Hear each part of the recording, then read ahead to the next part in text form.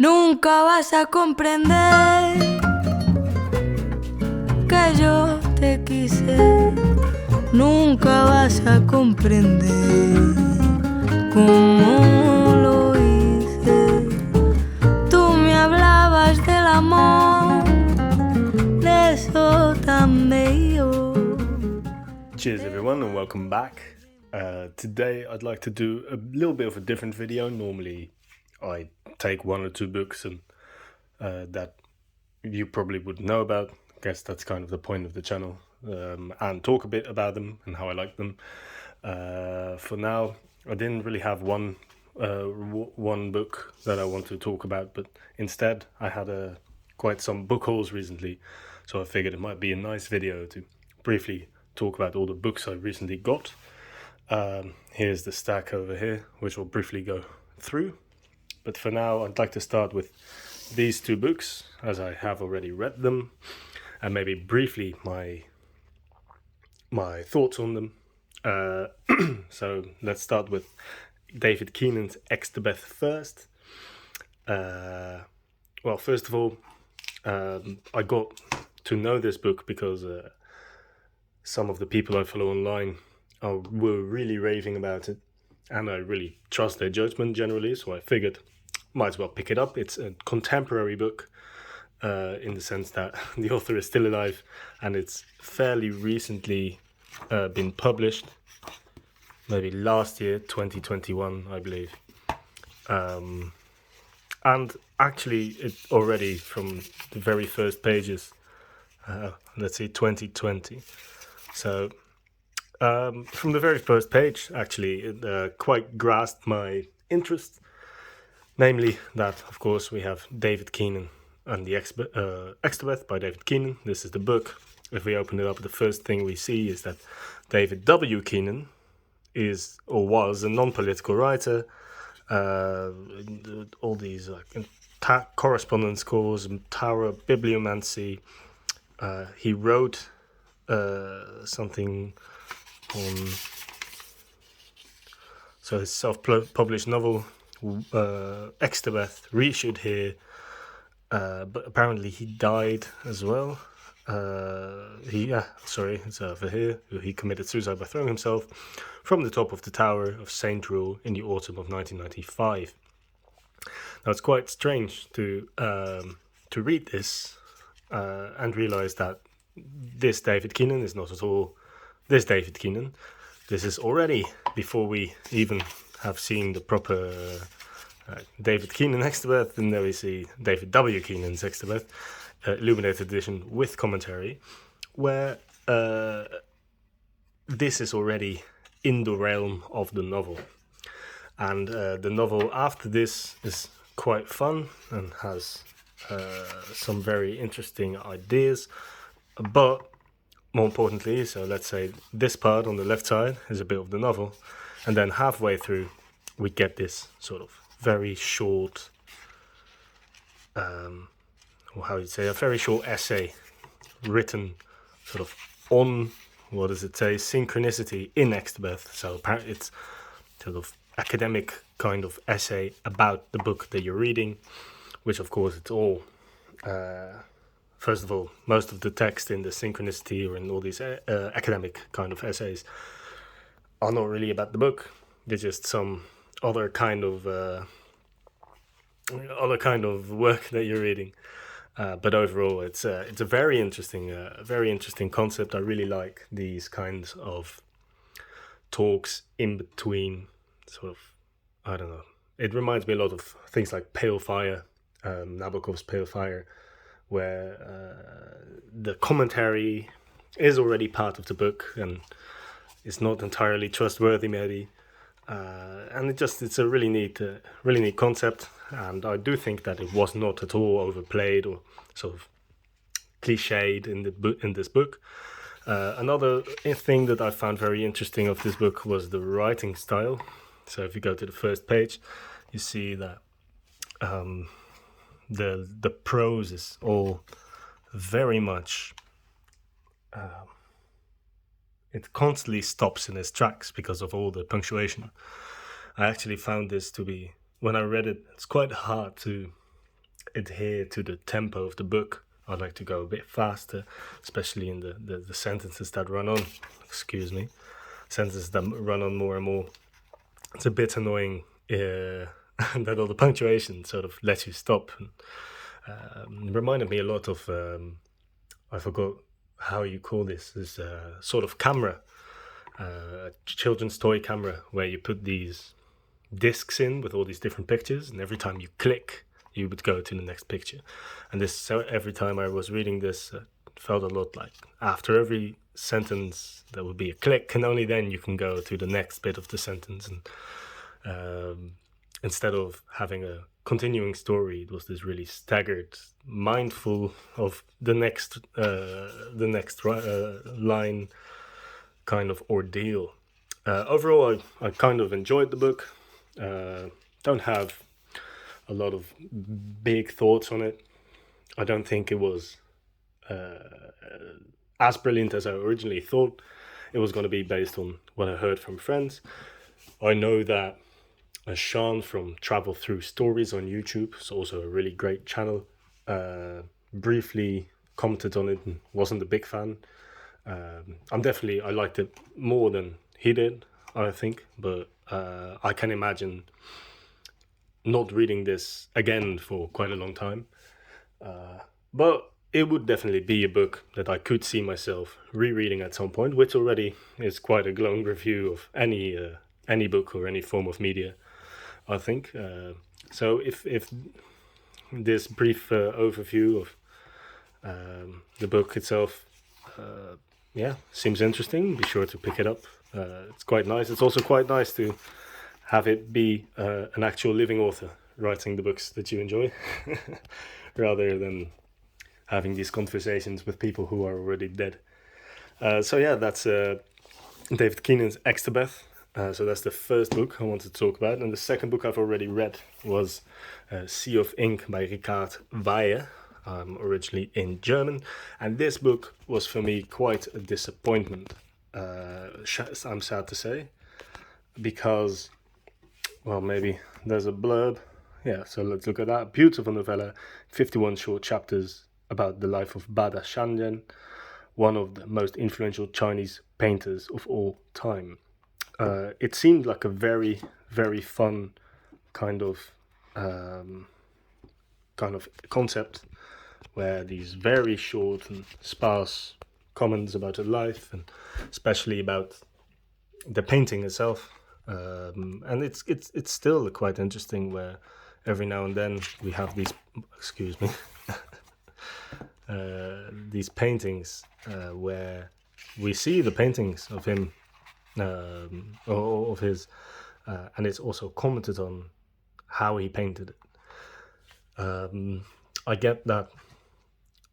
Well, first of all, I'm not sure about the translation. It felt a lot like I was reading German rather than English. Maybe that's because the whole idea of the book itself is that it's sort of sparse and such.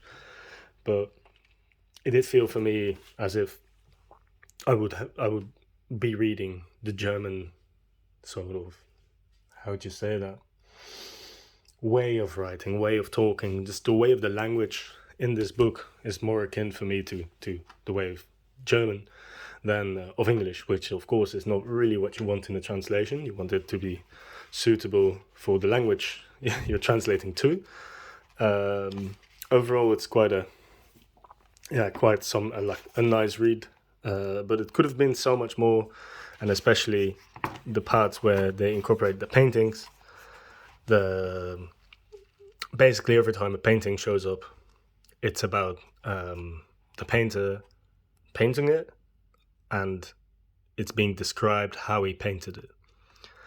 And most of these times, the description are so incredibly matter-of-factly and so incredibly dull that halfway through the book, you are already thinking about it. It's a short book. It's a very short book, and halfway you're already thinking about just skipping parts of these chapters, because you know what this is. If you can see we get things like starting at the bottom left-hand corner, he made a bold stroke across the entire width of the page and then continued in a right angle upwards, slowly lifting his hand so that the line, after a slight curve to the left, finished in a point. Around this blob, he planted 3 deep black, almost round blobs, inserting between these some delicate parallel wavy lines with the tip of his brush. So this continues, and it's not bad in itself, but you can imagine if you have this concept in mind, where you want to incorporate the paintings in your book, I'd imagine that you could do so much more riveting stuff with it, other than these kinds of matter-of-fact writings. And it doesn't get much better than this.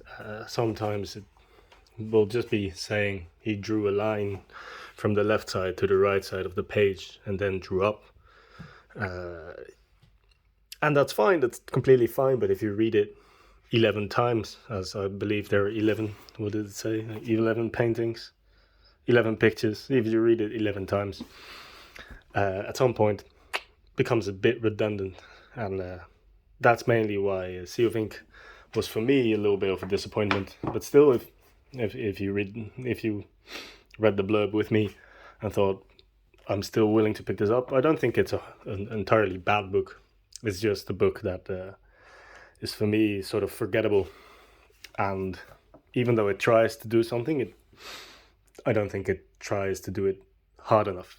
I think that whenever you have a good idea, or any idea, you either go for it or don't do it. And this, for me, felt a sort of halfway there. And I don't really enjoy reading halfway ideas. So those are the 2 books that I have already read, so I can talk about. Now, there's an entire stack here that I'd like to discuss. First of all, I'll maybe have to restack a couple of these, but to finish up a discussion from one of my other videos, I now actually got a couple of hard copies from Sven Lindqvist, which my previous video was on. I only have one here. I also got a copy of The History of Bombing hardcover, but I lended it out to a friend who was very much into all kinds of war history, so I thought he would really like this book. But so now I've got the book that I Exterminate the Brutes. I haven't read this, but I got it in hard copy, and I already made a video on Lindqvist, but if this is gonna blow me away as all his other works did, then maybe I'll make another video on it. I'm very glad that I got a couple of them in hard copy. Sorry about that. I don't know what happened, but let's just continue. In any case, I'm glad to have it. It felt a bit silly to me that I was making a video about all these books that I love by Sven Lindqvist, and I barely had any to show you, so I just bought them right after, and this is one of them, so very glad with this. Then I'm looking at my stacks, seeing where to continue. I think I went to Austria for a brief while, and I got a couple of these hardcover German books, which were extraordinarily cheap. I think maybe 3 or 4 euro for a hard copy. Of course, that's because most of these texts are in the public domain. These books just have to basically provide the paper and don't have to pay for any of the rights. But anyway, I'm very glad to have them. I haven't read anything by Trakel or Büchner, actually, so glad to have those. Of course, I have already read Rilke. I do have Musil on the shelf, but I haven't gotten to him yet. But I need more books, and also I have got this one, Aus dem Leben eines Taugenichts, which is also quite famous. I don't think the author is particularly famous for anything other than this book. But yeah, just a brief overview of a couple of books that I got, which, I'm always interested in reading them. I can read German, so Otherwise, it would be quite silly to to buy all these books, I say. But yeah, they were actually really cheap. I couldn't really pass them up when I saw them, so I might as well just buy a couple of them for, I don't know, future use. Now, let's continue. So I've got a couple of books that I don't know anything about really, but I work with particular system of lists where I keep in mind books that I really like or interest me, and then promptly forget about them, and afterwards pick them up whenever they're cheap. So these are a couple of them. I guess I still have a couple of them on the way, but we have Traveller of the Century by Andreas Neumann. Forgot what this would be about, actually. Well, there's a blurb from Bolaño, so can't be that bad, right? Actually forgot what these are. To be honest, I forget what most of these are about. I just know that all of these were on some sort of form of shortlist for me to talk about on this channel as well, if I really, really enjoyed them. But yeah, picked them up. All hardcover, luckily. So we have a City Folk and Country Folk by a name I've yet to learn how to pronounce properly, Traveller of the Century. Then we have The Chess Garden, The Twilight Letters of Gustav Uiterhoeven by Brooks Hansen. Maybe I should have done a bit more pre-work to start talking about these books, but I have here Memoirs of a Midget by Walter de la Mare.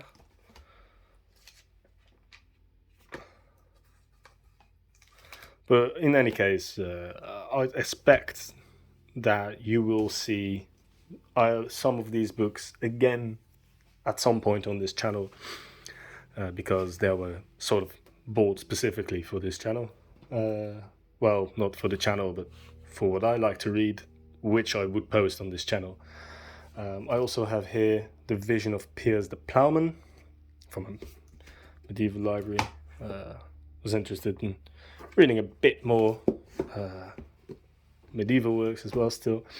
I've got Aunt Rachel's Fur, which most likely I'll make a video on as well, by Raymond Federman. I already read a couple of his works and I really love them. So this is, I think, his newest work, 2001. Is that true?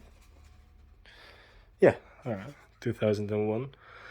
Haven't read it yet. We'll definitely get to it very soon, because I really like the author from what I've read. I've read Double or Nothing, Take It or Leave It, and The Twofold Vibration, which were all three quite fun. Definitely like Twofold Vibration and maybe Double or Nothing much more than Take It or Leave It, but none of them were bad books whatsoever.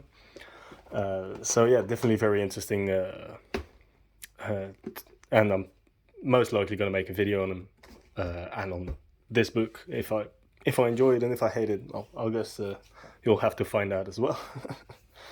Then I got this book called Birdscapes by Jeremy Minot, which basically it talks about birds, well, in our imagination and experience, and basically birds, why we would be interested, how we work with them, more like things about birds, but also about the poetry and why we as people are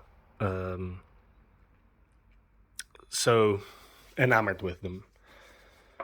So they stirred for a bird. Of course, that's a reference to the why do I forget? Gerard Manley Hopkins' The Wind Hover. I saw this morning's minion poem. I'm very much a fan of birds, in whatever, both reading and just in general. So I saw this book named in a list on books on birding or on birds in general, and it sounded really fun. I think Jeremy Minot, I might have been mistaken, but I think he was the editor at either a big publisher or sad that I can't immediately find this. Sorry, this entire video was a bit impromptu for me. Maybe Oxford University Press or print. I see that it's printed by Princeton, of course.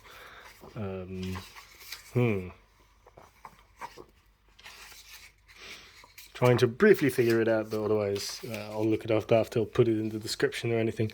But in any case, it's a literary guy as well, which is always a good time. And birds do hold a special place in my heart. And this book from the outset looked so very interesting that I just had to pick it up, which is what I did, and that's why it's here. And now, these are most of the books that I wanted to talk about, apart from this one big sale. There was every year there's a Princeton University Press sale, 50% off in the summer, and every year I've been eyeing a couple of books. In particular, the Singleton in Dante comedy, Divine Comedy, and I finally pulled the trigger and picked them up. So there we go. Very happy with this collection. I'm very big on the comedy. I read it multiple times and multiple translations and commentary, and can't wait to start going into this. I think it's an absolutely brilliant piece of work that you can just come back to time and time again. This set is quite expensive, so the 50% off was very welcomed. And I saw it. I just had to pick it up. Don't think it will be on this channel because I'm not a Dante scholar or anything, but I am very excited about this. So I wanted to share it briefly based on the as it is part of my book haul. So very, very, very happy that I finally am in possession of these. And I've got a couple of other works from that same sale. Namely, first of all, we got the Golden Legend, Reading on the Saints by Jacobus de Voragine. I'm not sure. It's a very quite an old work, medieval work. It's one of the most famous medieval works in medieval times. Pretty much everyone knew, so everyone had knowledge on the Bible, and pretty much everyone had some knowledge on the Golden Legend, the readings of the saints, so much so that even other texts on the saints were also sometimes colloquially named the Golden Legend. And these books are it's a Latin work, completely telling pretty much, well, not all, but definitely a lot of stories on all different sort of kinds of saints, which was sort of considered rudimentary or basic knowledge back in medieval times. Nowadays, of course, nobody knows anything anymore. But yeah, very, very interested in working through this already. Found my name saint and read the story there as well. So yeah, quite excited on having this. Really, really fun. And also, medieval Latin works are nowadays so completely out of the sort of the mainstream, I guess. You can talk about medieval works or late medieval works or just old, let's say just old works, where even Latin works, even like classical Latin works, people do know about them. People do read them. You can talk about the playwrights from ancient Greece. You have the Aeneid from Virgil. These things are at least somewhat in the consciousness of the mainstream, of the general people. And works like the Divine Comedy, or maybe Shakespeare, or Chalker, well, Shakespeare's a bit older, of course, or a bit newer, later, a bit younger, much younger. But these kinds of works are still somewhat reminded in by people. Mostly because either it's so old that you probably got something about it in class, or it's about your own language. Dante practically sort of invented written Italian via this work. Chalker was also, I think, one of the first who wrote it down. So, of course, you have this history. But now, even nowadays, in schools, you probably learn still that the medieval times were very dark times where nothing really happened, which is just completely untrue. And there are a lot of brilliant works. So, of course, one of them, I thought my very first video was one of them, where this is absolutely brilliant work that I just never had anyone talk to me about. And the same with the Golden Legend. The people watching this have a completely different view, but I didn't know much about this at all until I stumbled on it on the page and on the publisher page and just read a bit about it.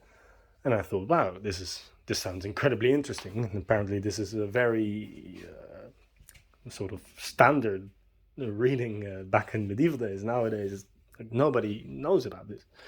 Well, they know the story still, of course, if you're interested in saintly lives or in any way maybe linked to Catholicism or whatever. But just having this work exist, I didn't know about it, even though it's such a major work for a very long period of human history, which is just a bit of a shame, really. And it always surprises me. It never ceases to surprise me. But yeah, well, that I'm very eager to get to work on it. Sounds like a very, very lovely time, reading time. And lastly, I do have two more books coming in. Well, sorry, one more book coming in. One I have right here, and that is the one that I have here is The Translator of Desires by, I could try, Muhyiddin Ibn Arabi. Not sure if that's correct. Well, I'm actually quite sure that's probably incorrect. But it's Arabic love poetry, recently translated by Michael Sells. It's absolutely lovely book, very from the quality of the book, binding itself is really nice. And it's just, we can open it just to have a bit of a peek. Still, I haven't opened it all that much because kind of wanted it to keep semi-pristine before reading it. But we have on the left side, we have the Arabic. I can't read that, sadly.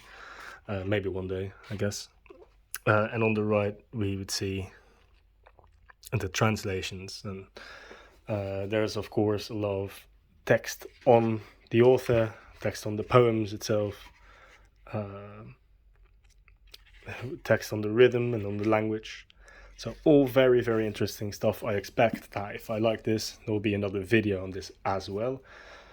And I also got another book coming in from the same libraries, the Lockhart Library of Poetry and Translation, and the one that I am getting in is Gallegan troubadour poetry. So from Galicia, is from the